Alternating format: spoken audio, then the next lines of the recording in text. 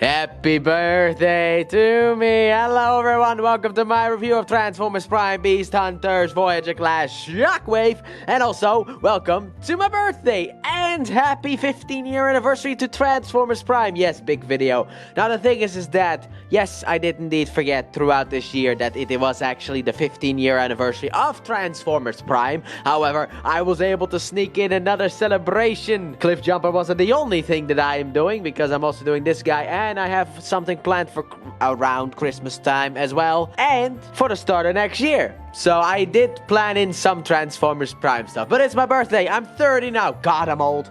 But doesn't matter. Let's still talk about toys, baby. Yes, God, I am so excited to do this because I have wanted to do a review of all the Transformers Prime figures for a long time now, because Transformers Prime is actually my favorite show of all of the Transformers series. I know you got Beast Wars, I know you got animated, but Prime to me stands above the rest as the best ever. And to be honest, I was a little bit disappointed in the early days of Transformers Prime, because we didn't have Shockwave, but he was introduced, if I remember correctly, in Season 2, in Flashback Town, but that's where he stayed. He was just in the flashback until we got to Season 3, boys, and that's when we got Shockwave, and ever since I saw that guy, I wanted a design of him as a figure, and here he is, yes! And also, I got this from my dad for my birthday, like months after my birthday, but I'm not gonna go into that story, but I got it for my birthday, so it fits. It is a birthday present after all. Anyway, let's take a look here, because man, do I love this guy. I really like this figure. Now, this figure is slightly defective, thanks to me, in a way. Because of the fact, I will turn this idiot around right now, you got these things here in the back here. They are supposed to be sitting up like this. They don't do that anymore. I decided to take them off to see if I could switch them with the ones on here, which I have apparently lost. Oops. I just remembered there were supposed to be, those things were supposed to be on here as well, but I guess I must have just lost them. But anyway, or they didn't want to go back on, but I basically took them off in order to put them on here. Then they didn't want to go back on here, so I threw them away, and these things did go back, but they are super loose now, so they don't want to stick up, sadly enough. But I don't really think he had spikes on the back. But anyway, let's take a closer look at good old Shockwave, my favorite Decepticon ever. So, let's take a look at that beautiful head sculpt with the power of light piping. Look at that. You got the really cool looking head sculpt. I love the way that this head sculpt just looks. You also get the nice purple here on the, or like the, pink purplish on the shoulders as well. You got the nice, stand straight please, but you got the nice like chest as well. You got the big cannon arm that can actually spin thanks to this, yay! It can actually also open up like this, but you can spin it around. And then also here he has an arm with actually a hole here for I don't know, weapons or some kind. And on his hand he even has a circle right there. Look at that. Then afterwards, let's go down here to his legs. And you got the nice knee spikes that he has, the nice feet that I can never really seem to get perfectly right. I mean, it's supposed to go even further back, but I don't know. I just hope for the best. That's basically what I do. There's also some other stuff on here that is a little bit breakage, but that's more for transformation of vehicular form, where the breakage comes into play. And then this is what he looks like on the legs from the back, and then here at the top as well. And he doesn't necessarily have a back like a kibble. He doesn't really have kibble at all, which is also because of the fact that he turns into like some kind of Cybertronian tank, which I think he actually turned into, at least in the movie Predacons Rising. But anyway, overall, a very, very nice looking Shockwave. So let's move you out of the way, because surprisingly enough, yes, the man, the myth, the legend himself does indeed come with accessories, and I had to dig very deep in order to find these accessories. So we got these things right here, because of the fact that, look, okay, during the Beast Hunters time, just like with Smokescreen, they gave all of the figures bit of like crazy designs, as you could say, but Shockwave and Smokescreen didn't get figures, so instead of them getting crazy designs, they got these things right here. Claws, you may think, that might have to plug into the arm, which would be cool. No, these actually plug into his shoulder. Right here, big hole in the side. Basically, you just push that in there. Like so, I think it was. And also, that's not all you get, because you actually get this pretty cool looking chest piece that is out of focus. There you go, we're in focus now. But it's a pretty cool looking chest piece. Kind of looks like a face with like the eyes in there and then the mouth down here. It kind of looks like a face. And what this is actually supposed to do is you got two holes here on the side of the chest piece, and you want to basically plug this onto the chest piece as well. And there you go. That is how he is supposed to look, your Beast Hunter Shockwave. And I don't necessarily care about this, to be honest. And I like the fact that you can just take it off and throw it away in that sense, but I did not, in fact, throw it away, but I did take it off. But he looks ridiculous with this stuff on, but you can't actually do that. So with the accessories out of the way, let us look then straight at the articulation. So starting off obviously with his head can do a full rotation, and no side to side, no up and down, because that articulation wasn't the big focus at the time. Shoulders can move all the way around, in and out, and also the shoulder pad has a little bit of a springy action going on, so it can actually move out of the way in order for the arm to go all the way out. Same with the other side, which the other side arm can go higher because of the fact that it doesn't have the big cannon and all that stuff. Then afterwards you also have a swivel down here and up here as well, I guess. Up here and down here you have swivels for some reason, and then obviously, as I already showed, the cannon can spin and open up. Then also on this side you also have a swivel down there, and in and out for the hand. Then after that, no waist rotation, sadly enough. Legs can go forward, it can go back, in and out, swivel. You got a swivel down here, but you also get a little bit down up there as well. Bend at the knee, which is ratcheted for some reason, don't ask me why. Like, why is this ratcheted? This does not need to be ratcheted at all. And then no ankle tilt and no forward and kind of back. You can go a little bit back with the feet. That's more for transformation purposes. But if it's for transformation purposes, it can also be used for, obviously, the power of, oh, come on, articulation. So then, with that out of the way, let's move then straight into size comparison. Don't fall backwards. Size comparison. And I've decided for size comparison that I'm gonna just do a couple, okay? I'm not gonna do a lot. I'm just gonna do a couple, okay? So starting off, let's bring in the leader and the runt. So here we have Shockwave next to Megatron, and from the third-party knockoff thingy that I reviewed maybe a year ago, I think. And also Starscream First Edition as well. And if you're wondering about the red on here, I painted that myself. But anyway, here they are, and I actually did that way back in the day. I'm surprised how much that has held up, actually. I just took something and just painted on it. It's like, it's still holding up, but whatever. Anyway, but here they all are together, and my goodness, do they look good, especially with that new Megatron. He looks fantastic alongside this Soundwave. So let's get them out of here, and then let's bring in his partner for all future SAS comparisons, that being Soundwave. Look at him right there. He looks really good alongside Shockwave. I love this. Big fan. So let's get you out of here. Pull Shockwave in closer, and let's get into that transformation. So let's get Shockwave transformed. Let's see if I still remember this transformation. So what you want to start off with is on this back here. You want to basically take this piece here and rotate it all the way up. Also, you can actually rotate the head around all the way as well. Afterwards, what you want to do is you want to untap the chest here and fold it down.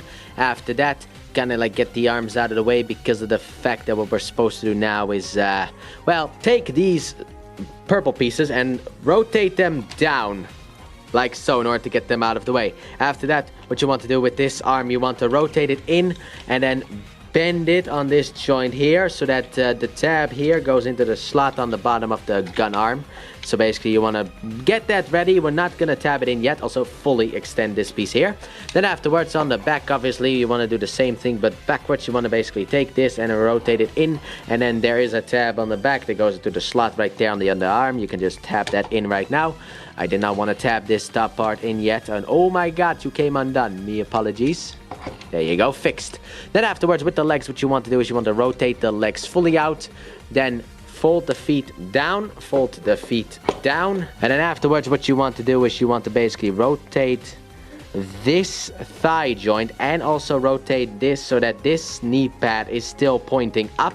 So rotate the inner thigh and then also rotate the lower leg so that everything is sitting great. Then afterwards on the sides here, even though technically they have kind of fallen off, but here you can kind of see that there is a tab. But basically on the sides here, if the tabs still exist, these two tabs need to go in here, which will lock this kind of whole thing into place, but mine don't really do that. So basically what you want to do, you want to just kind of get it into position in a way. Then what you want to do also, you want to rotate it on the inner thigh here in order to rotate these things forward. Then what you can do with the feet is rotate it. Okay, this is a little bit of a problem sometimes, but you basically want to rotate it forward, making horrible noises as it goes along. Same thing on the other side. You just want to rotate it forward. Come on, push it forward. And basically that will allow for the wheel to actually be able to touch the ground and rotate, because if you push it backwards it gets locked into place. But basically there you go. And then afterwards, to finish this off, I guess what you can do is then just take the cannon and plug it into place like so. Then afterwards make sure that this whole thing sits straight because of the fact that the locking point doesn't exist on my copy. And here we got good old Shockwave in his tank mode. So here we got Shockwave in his tank mode, being a little bit wobbly because of the fact that, well, I mean, these legs, they don't necessarily work all that well together. I don't like to tab them in personally because that is the best way for him to keep being straight. Because one of the tabs on this side, sadly enough, is a wee bit, you know, gone. And on this side it slightly exists, but like, just, I like to just pretend it does not. Too bad there's no real like other point of like tabbing. I mean, you got like a tab down here, but that doesn't really do anything. Too bad there's no other point of tabbing. But anyway, overall here we got him in his tank mode, and he did turn into this thing at the very least in the movie Predacons Rising. But yeah, it's your Cybertronian tank, which basically means with the Cybertronian modes, first of all, fast travel mode. Second of all, it's a whatever mode. It's just a whatever mode. It's just like whatever the designers come up with, that's what he turns into. And usually these modes, a lot of the time, they kind of just look a little bit like, you know, not necessarily the best, because of the fact to keep the beautiful robot mode fully intact. And, well, this is kind of what we get here, because this is not necessarily the best tank, let's be honest here. So let's take a bit of a closer look, starting off here with the front, which are just his feet folded down. They got his legs, I guess. The chest, which becomes some kind of like, you know, hub for the people to see through, I guess. Then you got the big tank, the big turret here, which can still spin. You love to see it. Absolutely wonderful. And then afterwards, you can kind of see some stuff in here as well, but it looks a bit empty. And then here at the back, just his head rotated around, and also he just has these tank threads, and these things are technically supposed to be lifted up, but well, this one does want to be lifted up, this one does not necessarily, but technically it's supposed to look like that. But we're just gonna keep both of them down. If one of them doesn't want to stick up, why would the other one even bother to come out, you know? But then also we got a big hole here because the fact that, you know, whatever, doesn't matter. Anyway, but yeah, this is just the tank mode that we have. So then let's look at the accessory integration. Starting off, we have a simple one, and that is just like in the robot mode. You just plop this one on it on the front of him, like so. And however, these claw things have new locations, that being right here inside the feet, because as you can see, there is a hole there. And basically what you do with this is you just take this tab here and slide it over the feet and get it into the hole, like so, and like so. And here we go. This is, I guess, what these pieces were officially made for, but here they are. And to be honest, they don't necessarily look the worst in here. I don't know why, but I'm kind of reminded in a way because of the big circular thing here, which kind of does look like the Matrix, as you can see here. But anyway, I'm kind of reminded of Black Doom for some stupid reason, because that idiot also had like one eye. But anyway, here we have one of the black creatures, I guess. Disgusting black creatures. Get out of my sight. But yeah, anyway, you can do this with him if you want to, but I don't. So I'll just take all this stuff off and put it off to the side because I don't necessarily care. But there you go. Outside of that, he can kind of roll. I mean, there is a wheel here, and you got tiny little wheels here at the back. So technically, he can roll, but mine's a little bit broken, sadly enough. Don't necessarily care because this mode doesn't matter. So let's move then straight into SAS comparison. Starting off, obviously, with the leader and Starscream. So here we have Shockwave next to Megatron, and Starscream looking very nice. And to be honest, Starscream is the only one here that actually looks normal out of all of these, but still very nice looking. So let's get them out of here. And you know what? I just realized, since I'm doing all of the Decepticons today, why didn't I just bring them in for size comparison? I should have done this in robot mode for any of these figures. So let me bring in the rest of the boys. So here we have Shockwaves with some of the rest of the Decepticons, except obviously for one who is going to be next. Well, actually, no, that's going to be after Kit, obviously. But here they all are. I forgot, you know, since I'm doing all of these together, it doesn't really require more work to put them all in size comparisons, so I don't know why I haven't been doing this, but they all are together, very nice. So let's bring in Kit from Knight Rider. So here we got Shockwave next to Kit from Knight Rider, looking very nice as well. And finally here he is next to Soundwave. That was the one that I was missing before, but yeah, here we got him next to Soundwave, looking very nice as well. So let's get Soundwave out of here, pull Shockwave a bit closer, and let's get into that reverse transformation. So let's get Shockwave transformed into his robotic mute. So what you want to start off with, obviously, take off the cannon, rotate it off to the side, and then also you can technically move the arm out to the side in order to get it out of the way.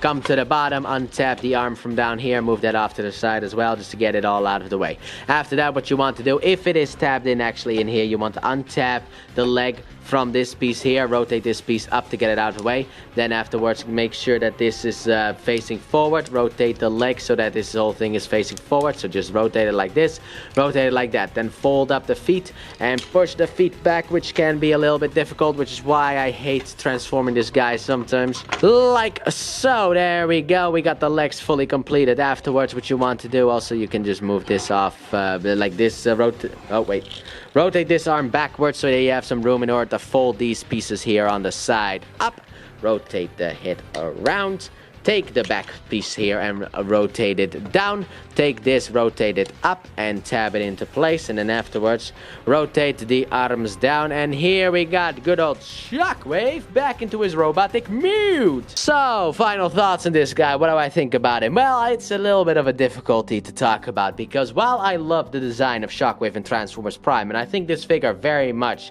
is fantastic in the looks terms, mine hasn't necessarily held up to the test of time. I mean, overall it has, it's just mainly the chest piece tabbing into the legs.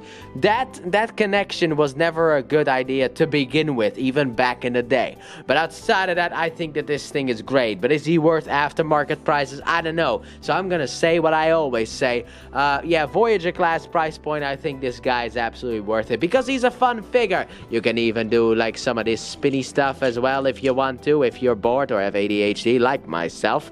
And also you got the extra pieces that I've already kind of put away. I already put those bad boys away the moment I was done with the vehicle mode recording, just being honest with you guys right there. However, if you're looking for articulation, sadly enough, this Shockwave doesn't necessarily have it, and I never see them be able to recreate this in modern times. They'll never be able to do this back again in modern day, because of the fact that if you look at the Transformers Prime figures, the updates, they've all been, well, I mean, technically Skyquake is the best one out of all of them, and even he has some problems with inaccuracy. So I kind of just wish that Hasbro went nuts and decided to just make the figures look accurate to the show model instead of all fitting the same Generation 1 kind of style. I really wish that, but that's what they did. But overall, I like this guy, and I would recommend him for Voyager class price point. But that has been my review of Transformers Prime Beast Hunters Voyager class Shockwave. Thanks for watching. Don't forget to like, subscribe, and turn on that bell, and comment your thoughts on this figure. And please check out my Let's Play channel, linked in the description and at the end of the video. I upload 3 videos every day of different games, but mainly Pokemon. And I'll see you guys in the next review. Bye!